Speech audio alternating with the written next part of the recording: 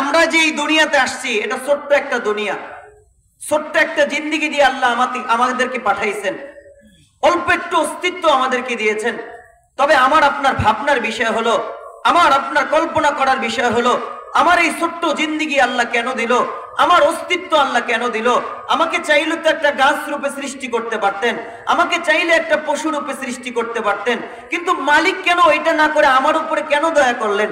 আমাকে মানুষ বানাইলো তো কেন বানাইলো? বানানোর পরে তাও আবার শ্রেষ্ঠ মাখলুকাত বানাইলো। এটার ভিতরে তো একটা রহস্য থাকার কথা, কি বলেন? হ্যাঁ, একটা রহস্য তো থাকার কথা।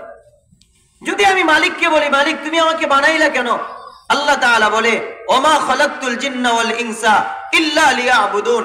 ও সমাজের যুবকেরা, ও সমাজের মা বোনেরা, ও আমার বৃদ্ধ বাবারা, আমার আল্লাহ তাআলা বলে আমি তোমাদেরকে অযথা বানাই নাই। আফা হাসিবতুম আন্নামা খালাকনাকুম আবাস। তুমি কি মনে করো তোমাকে আমি অনর্থক বানাইছি? না না না না, আমি তোমাকে অনর্থক বানাই নাই। ওমা খালাকতুল জিন্না ওয়াল ইনসা ইল্লা লিয়াবুদুন। বরং আমি তোমাকে বানাইছি আমি আল্লাহ তাআলাকে দুনিয়া থেকে রাজি করে আসার জন্য, আল্লাহর গোলামি করে আসার জন্য, মালিককে রাজি করে যাওয়া।